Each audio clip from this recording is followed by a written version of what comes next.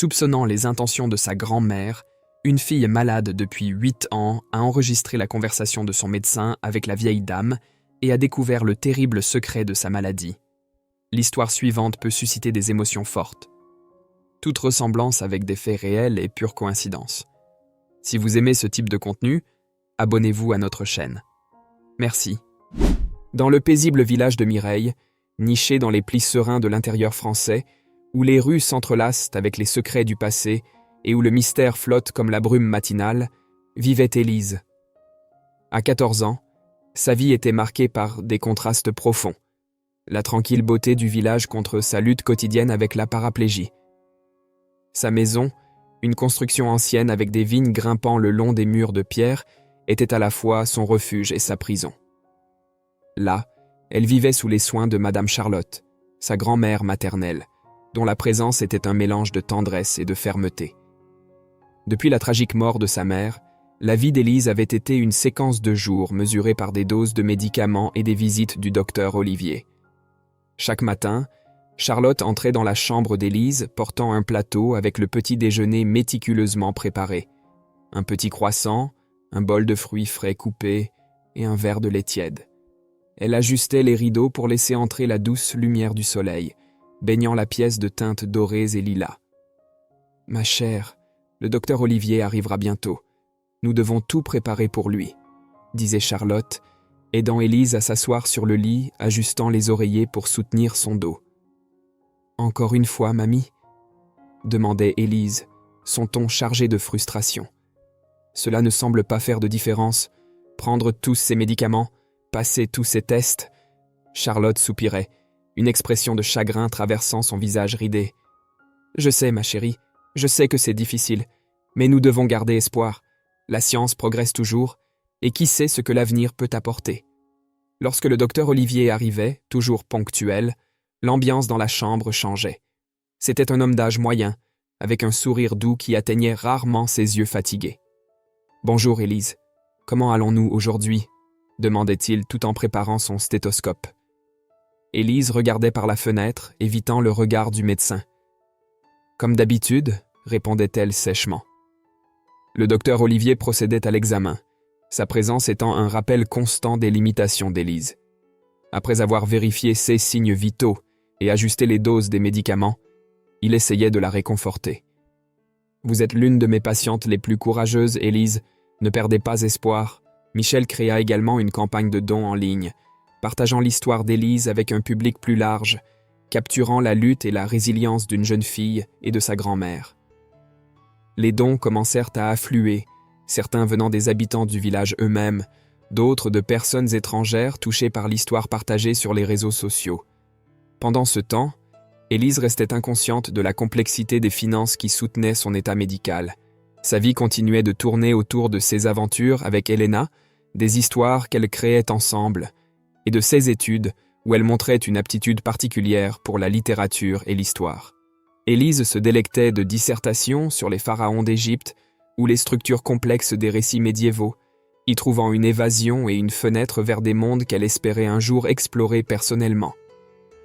Parallèlement, Charlotte découvrit une nouvelle ressource, un programme gouvernemental destiné à soutenir les personnes ayant des besoins spéciaux. Après avoir rempli une montagne de formulaires et navigué à travers un labyrinthe bureaucratique, Élise fut acceptée dans le programme, ce qui promettait de soulager considérablement le fardeau financier. Avec l'assistance garantie, Charlotte ressentit un soulagement palpable, un souffle qu'elle n'avait pas expérimenté depuis longtemps. La nouvelle du soutien communautaire et de l'aide gouvernementale parvint à Élise un après-midi paisible, alors qu'elle et Elena étaient allongées dans l'herbe du jardin, regardant le ciel peint de nuances d'orange et de rose par le coucher de soleil. « Élise, je pense que tu devrais savoir, tout le village, et même des gens de l'extérieur, nous aident, » commença Charlotte, avec une voix tremblante, marquée par l'émotion. « Nous ne sommes pas seuls dans ce voyage. » Élise se tourna vers sa grand-mère, surprise. « Vraiment, mamie. Mais pourquoi ?»« Parce que tu inspires les gens, ma chérie. Ta force et ton courage, tu touches les cœurs de tous, tout comme tu touches le mien chaque jour, » expliqua Charlotte, les larmes brillant dans ses yeux.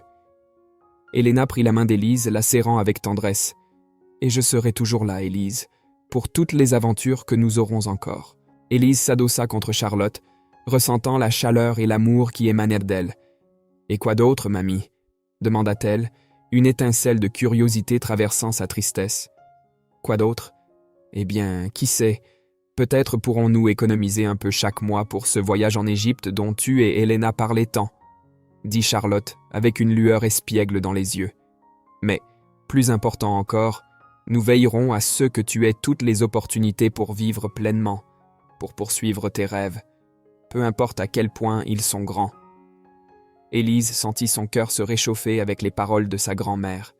« Je t'aime, mamie, » dit-elle, la voix étranglée par l'émotion. « Vraiment, je t'aime. Et moi je t'aime, plus que les mots ne peuvent l'exprimer. » Charlotte enlaça Élise, l'enveloppant de tout l'amour et de toute la protection qu'elle pouvait offrir. Plus tard dans la nuit, après qu'Élise se soit endormie, Charlotte s'assit à son bureau, la lumière de la lampe projetant des ombres douces sur le papier devant elle. Elle écrivait une lettre au docteur Olivier, détaillant les développements récents et demandant un rendez-vous pour discuter de l'avenir du traitement d'Élise. À chaque mot, elle tissait son espoir et sa détermination, sûre dans la conviction que, ensemble, elles affronteraient tout défi que le destin leur réservait. La nuit était tombée sur le petit village de Mireille, jetant ses longues et mystérieuses ombres sur les rues pavées et la vieille maison de pierre où Madame Charlotte vivait avec sa petite-fille, Élise. L'atmosphère était lourde, chargée du poids des secrets qui s'accumulaient comme la poussière dans les coins oubliés de la pièce. Dans la demeure, Charlotte était assise à la table de la cuisine, le vieux téléphone devant elle comme un artefact d'une autre époque. Sa main tremblait légèrement alors qu'elle tenait le combiné, l'autre main serrée en un poing sur la table. Elle avait répété ce qu'elle dirait, mais maintenant, confrontée à la réalité du moment, les mots semblaient lui échapper. Finalement, elle composa le numéro qu'elle connaissait si bien, écoutant le son de la sonnerie rompre le silence de la maison. La voix du docteur Olivier, lorsqu'il répondit enfin, était étonnamment froide, distante. « Docteur Olivier, c'est Madame Charlotte », commença-t-elle, sa voix tremblante trahissant son anxiété. « Je vous appelle au sujet d'Élise. » Le poids de ses paroles pesait sur Charlotte, la piégeant entre la vérité sombre et le désir de protéger Élise. Elle se trouvait à un terrible carrefour moral, son amour pour sa petite-fille maintenant entrelacé de peur et de menaces. La conversation terminée, Charlotte resta immobile. L'obscurité autour d'elle semblait plus dense, plus oppressante.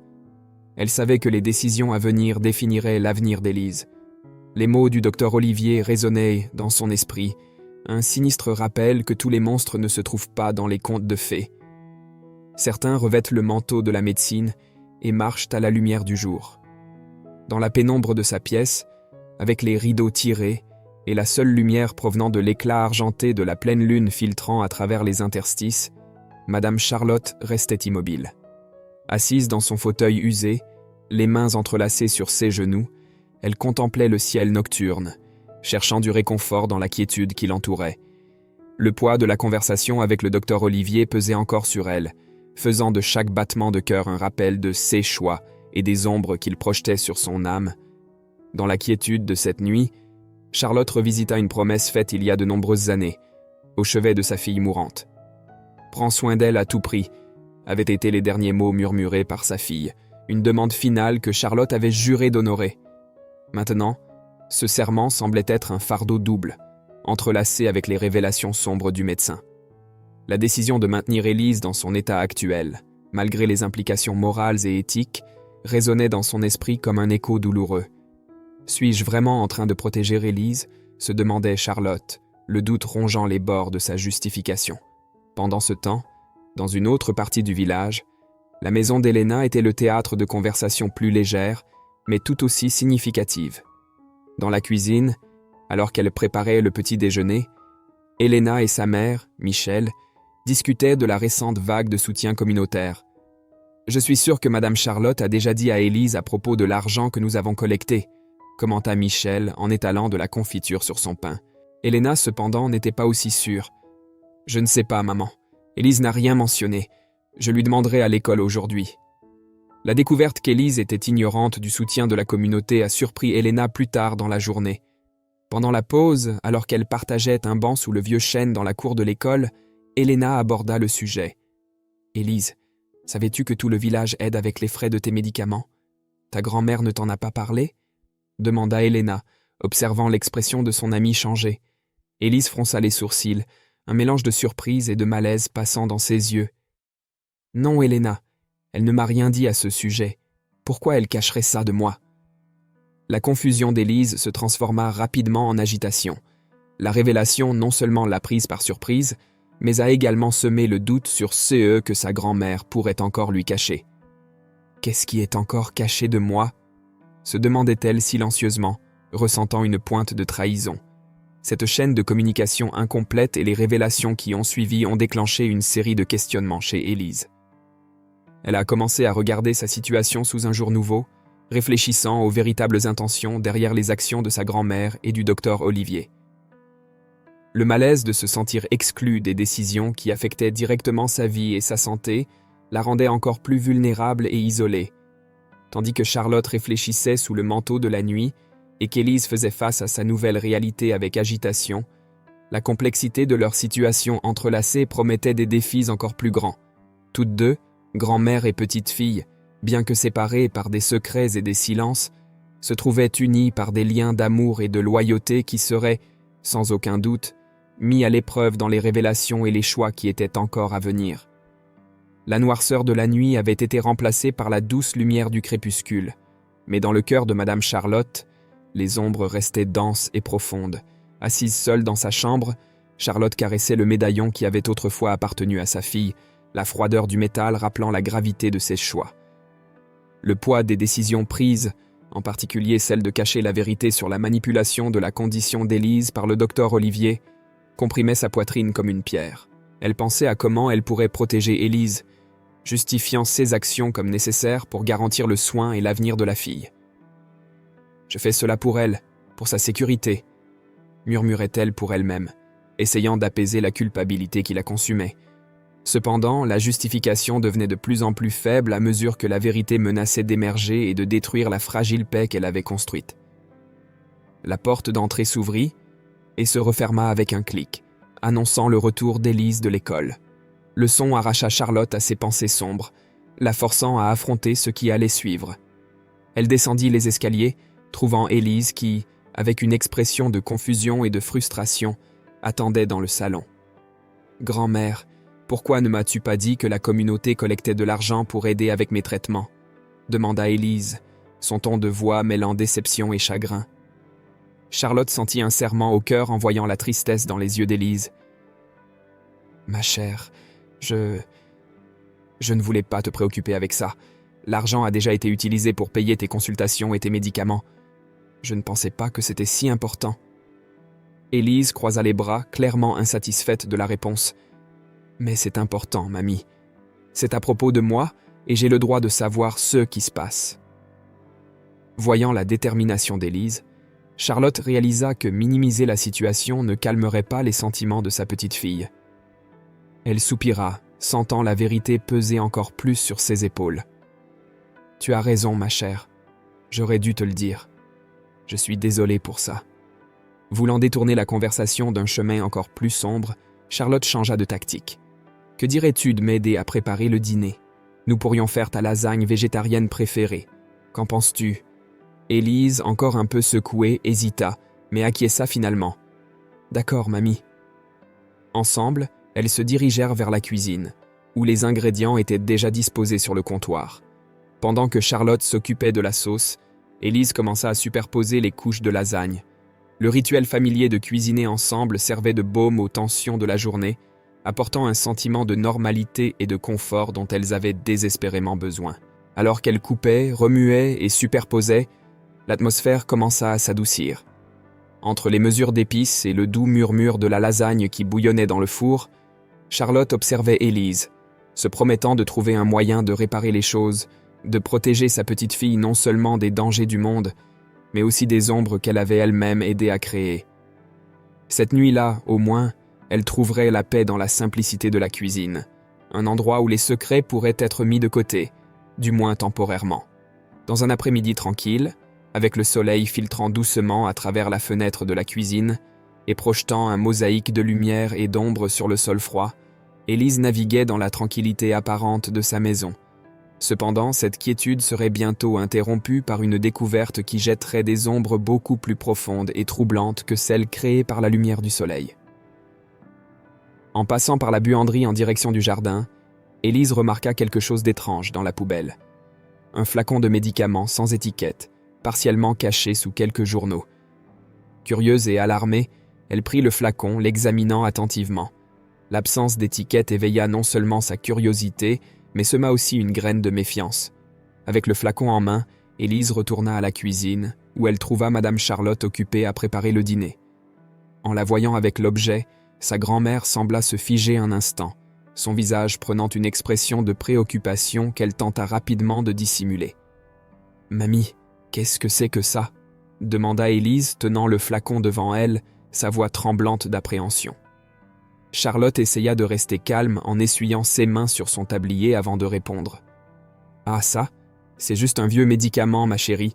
J'aurais dû m'en débarrasser depuis longtemps, » dit-elle, essayant de paraître détachée. « Mais pourquoi n'a-t-il pas d'étiquette? Ce n'est pas normal. Nous devons savoir ce que je prends, n'est-ce pas ?» L'insistance d'Élise était palpable, sa méfiance grandissant à chaque seconde qui passait sans réponse convaincante.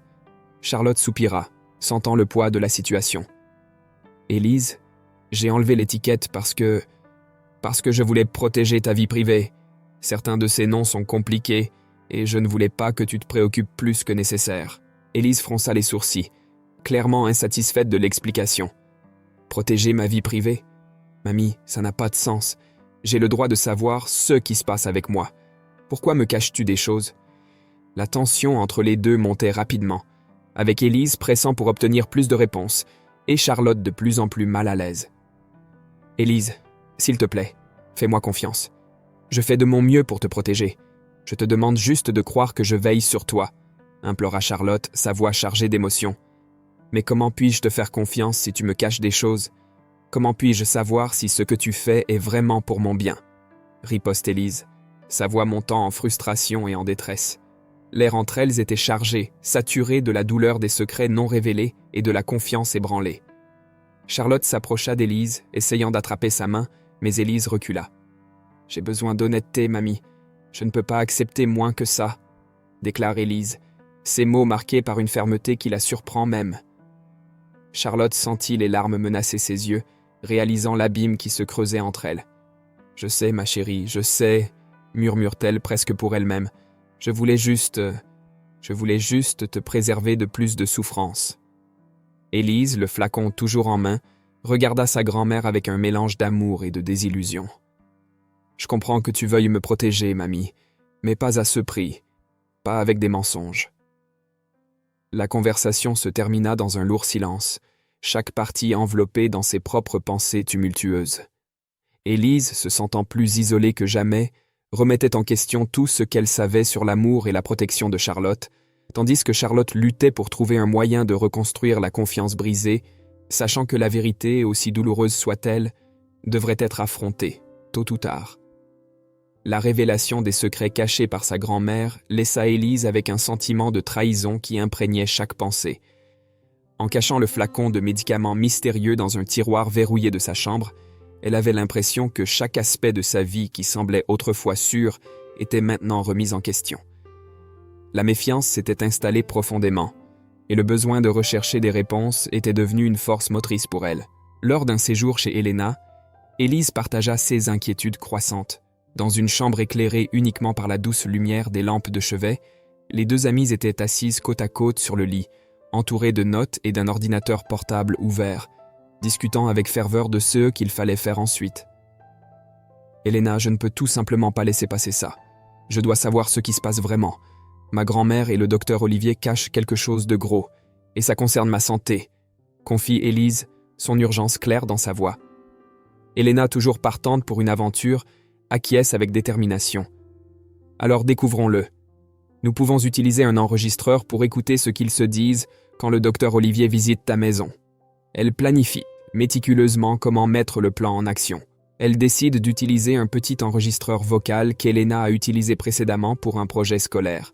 Le dispositif est compact et discret, parfait pour être caché sans attirer l'attention. Le lendemain, Les deux filles se réunissent à nouveau pour préparer l'enregistreur. Elles testent plusieurs configurations audio, s'assurant que l'appareil puisse capturer clairement les voix, même dans un environnement bruyant. Avec la technologie prête, elles planifient soigneusement où le placer. La meilleure option est de le mettre sous la table basse du salon. Là, il peut tout capter sans être vu, suggère Elena, dessinant un petit schéma de la pièce pour visualiser l'emplacement. Élise acquiesça, ressentant un mélange de nervosité et d'excitation. Dès que nous aurons quelque chose de concret, nous pourrons enfin les confronter. Peut-être devrons-nous même montrer cela à quelqu'un d'autre, quelqu'un qui puisse vraiment nous aider, dit-elle, réfléchissant aux implications de ce qu'il pourrait découvrir. Avec le plan établi, Élise emporta l'enregistreur chez elle, le cachant dans son sac à dos. Cette nuit-là, alors que sa grand-mère était dans la cuisine, Élise agit rapidement pour placer l'appareil sous la table basse, le cachant parfaitement entre des magazines et des livres. Chaque pas qu'Élise faisait sur ce chemin la remplissait d'une détermination sombre. Elle savait qu'elle franchissait un seuil, passant de simples soupçons à une investigation active des actions de sa grand-mère.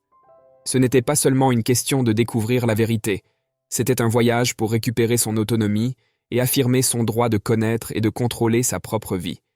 Alors que l'enregistreur restait caché, captant chaque son de la salle de séjour, Élise sentait la gravité de sa décision. Peu importe ce que l'appareil révélerait, elle savait que les relations au sein de sa propre famille pourraient changer à jamais. L'incertitude de l'avenir l'effrayait, mais le besoin de vérité et de transparence était plus fort que toute peur. Avec l'enregistreur vocal habilement dissimulé sous la table basse du salon, Élise et Elena s'armèrent de patience et d'une dose d'anxiété en attendant la prochaine visite du docteur Olivier. L'atmosphère chez Élise était chargée de tension, chaque moment passé sous le manteau de la normalité, tandis qu'une tempête se formait silencieusement autour d'elle. Enfin, le jour arriva. Le docteur Olivier entra dans la maison avec son expression habituelle calme, totalement inconscient que chaque mot qu'il allait dire serait capturé par le dispositif caché. Élise et Elena, qui avaient convenu d'étudier ensemble ce jour-là, se retirèrent discrètement dans la chambre d'Élise, laissant le champ libre à la conversation qui se déroulerait dans le salon. Dans la chambre, elles avaient du mal à se concentrer sur les livres devant elles, leurs oreilles et leurs esprits étant concentrés sur ce qui se passait en bas.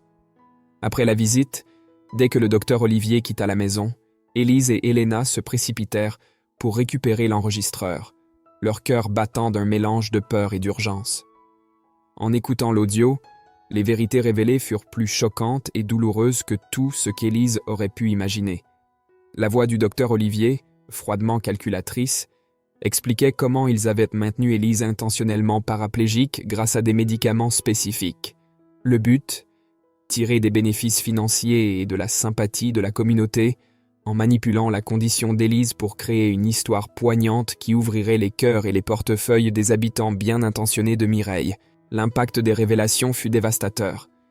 Élise se sentait comme si le sol avait été arraché sous ses pieds, chaque mot étant une trahison qui lui déchirait le cœur. Les larmes de colère et de douleur coulaient librement sur son visage, alors qu'elle absorbait l'ampleur de la déception. « Je dois la confronter », dit Élise d'une voix tremblante, se levant brusquement. « Je dois lui dire que je sais tout. » Elena, bien qu'aussi secouée, saisit le bras d'Élise, son propre visage marqué par l'inquiétude. « Élise, je sais que tu es blessée, mais confronter ta grand-mère maintenant pourrait ne pas être la meilleure idée. Elle pourrait tout nier, ou pire, essayer de manipuler la situation encore plus. » Après un moment d'hésitation, où le désir de confronter la trahison luttait contre la raison, Élise acquiesça enfin, ses émotions bouillonnant toujours sous la surface. « Alors, que devrions-nous faire ?»« Je pense que nous devrions tout dire à ma mère, » suggéra Elena. « Elle peut nous aider à mieux comprendre comment gérer cela légalement et à garantir que la justice soit rendue. » Avec le plan décidé, les deux amis se préparèrent pour la prochaine étape. Élise, le cœur lourd, reconnut que les prochaines heures changeraient sa vie de façon qu'elle n'aurait jamais pu prévoir. Ensemble, elles se dirigèrent vers la maison d'Elena, prêtes à révéler la vérité sombre et à rechercher la justice que Élise méritait tant, soutenue par l'amour et la loyauté qui définissaient leur amitié. Quand Élise et Elena arrivèrent chez Michel avec l'enregistreur en main, l'atmosphère était chargée d'une tension nerveuse. Michel les accueillit dans le salon, où les jeunes expliquèrent rapidement la raison de leur visite urgente et appuyèrent sur lecture sur l'appareil, laissant les enregistrements parler d'eux-mêmes. Alors que les voix de Madame Charlotte et du docteur Olivier remplissirent la pièce, détaillant le sinistre complot pour maintenir Élise paraplégique afin de tirer des gains financiers et de la sympathie, l'expression de Michel passa de la surprise au choc, puis à l'indignation. La révélation était choquante, non seulement en raison de la manipulation cruelle de la santé d'Élise, mais aussi en raison de la trahison de sa propre grand-mère et du médecin en qui elle aurait dû avoir confiance. « C'est inacceptable », déclara fermement Michel une fois l'audio terminé. « Nous ne pouvons pas laisser passer ça. Élise, vous et Elena avez fait la bonne chose en portant cela à mon attention. » Soutenus par la conviction de Michel, les trois discutèrent de leurs prochaines étapes. Il était clair que la situation nécessitait une action légale immédiate, et Michel, avec son influence dans la communauté et ses connaissances juridiques, guida les filles sur la marche à suivre. « Portons cela directement aux autorités. Vous avez des preuves tangibles, et c'est essentiel pour garantir que justice soit faite, » conseilla Michel. Avec son orientation, Élise et Elena se préparèrent à présenter le dossier, compilant toutes les preuves de manière claire et concise.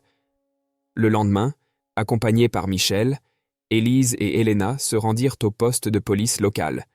Elles présentèrent les enregistrements et expliquèrent toute la situation au commissaire, qui écouta avec une consternation croissante et promit une action immédiate. La gravité des accusations, fraude et abus de confiance, garantit que l'affaire soit traitée avec l'urgence qu'elle exigeait. L'enquête policière fut rapide, étant donné les preuves claires et la gravité du crime. En quelques jours seulement, tant Madame Charlotte que le docteur Olivier furent arrêtés et interrogés. Les preuves étaient irréfutables, et tous deux furent confrontés à des accusations criminelles pour leurs actions. La communauté de Mireille fut bouleversée en découvrant la vérité, d'autant plus que beaucoup avaient contribué financièrement, animés par la compassion pour Élise. L'arrestation de sa grand-mère et du médecin fut un moment d'émotion conflictuelle pour Élise. Bien qu'elle soit soulagée de voir la justice être rendue, la trahison et la manipulation laissèrent des cicatrices profondes. Elle luttait avec la réalité selon laquelle les personnes censées la protéger étaient celles qui lui avaient fait le plus de mal. Le processus judiciaire qui a suivi a été public et méticuleux, avec Michel soutenant Élise à chaque étape. La communauté, bien que choquée, s'est également montrée solidaire envers Élise, offrant soutien et validation pour ses actions courageuses. Au final, l'affaire a servi de rappel douloureux mais nécessaire sur l'importance de l'éthique en médecine et en tutelle. Pour Élise, c'était aussi un moment de croissance personnelle et de réaffirmation de sa force, malgré les adversités rencontrées. Grâce à sa résilience et au soutien d'Elena et de Michel, Élise a pu commencer à reconstruire sa vie, maintenant avec une nouvelle vision de la confiance et de la justice. Après les événements tumultueux qui ont conduit à l'arrestation de sa grand-mère et du docteur Olivier, Élise a trouvé un nouveau foyer et un nouvel espoir sous les soins aimants d'Elena et de sa mère, Michel. La trahison et la douleur qui ont défini les dernières années de sa vie ont commencé à faire place à un voyage de guérison et de redécouverte personnelle. Sous la direction d'un nouveau médecin, dont l'éthique et la compassion contrastaient fortement avec celle du docteur Olivier, Élise a entamé un programme intense de rééducation. Le processus a été difficile et rempli de défis, mais la détermination d'Élise à retrouver sa mobilité et son indépendance était inébranlable. Elle était entourée de soutien, non seulement d'Elena et de Michel, mais aussi de toute la communauté qui, désormais consciente de la vérité, s'efforçait de lui offrir toutes les formes de soutien. 2 ans après le début de son traitement, un moment marquant est arrivé. Élise a réussi à marcher à nouveau. L'événement était modeste, une réunion intime chez Elena, mais sa signification était monumentale. En faisant ses premiers pas incertains, les yeux de tous présents se remplirent de larmes de joie et de fierté. Les applaudissements et les sourires qui l'entouraient n'étaient pas seulement des célébrations de son triomphe physique, mais aussi de sa résilience émotionnelle et spirituelle incroyable. Ces premiers pas symbolisaient non seulement la récupération physique d'Élise, mais aussi sa capacité à surmonter les profondes cicatrices émotionnelles laissées par les actions de sa grand-mère et du médecin. La communauté, unie dans sa célébration, a offert à Élise plus que des applaudissements. Elle lui a offert une validation de sa lutte et une reconnaissance de son courage. La clôture émotionnelle pour Élise est venue lorsqu'elle a décidé de rendre visite à Madame Charlotte en prison. Armée d'une nouvelle perspective et d'une force intérieure renouvelée, Élise a fait face à la femme qu'elle avait autrefois considérée comme sa protectrice. La visite était chargée d'émotions complexes. En voyant sa grand-mère, non sans une certaine réticence, Élise a ressenti un mélange de compassion et de résolution. « J'avais besoin de venir ici pour dire que je continue d'avancer », déclara Élise, sa voix ferme mais douce. « Ce que vous avez fait était impardonnable, mais je choisis de ne pas laisser cela définir le reste de ma vie. Je marche à nouveau, mamie, dans tous les sens que cela implique. » Madame Charlotte, visiblement plus âgée et affaiblie par les circonstances, hocha simplement la tête, des larmes marquant ses rides profondes. « Je suis désolée, Élise, » murmura-t-elle, une confession qui, bien qu'insuffisante, devait être suffisante pour Élise. En sortant de la prison, Élise a senti comme si un poids énorme avait enfin été retiré de ses épaules. Elle était prête à commencer un nouveau chapitre, marqué par l'espoir, la guérison et un sentiment de justice restauré. Son avenir, autrefois incertain, brillait désormais de promesses de nouvelles réalisations et de joie, toutes ancrées dans la force qu'elle avait trouvée en affrontant et en surmontant son passé douloureux.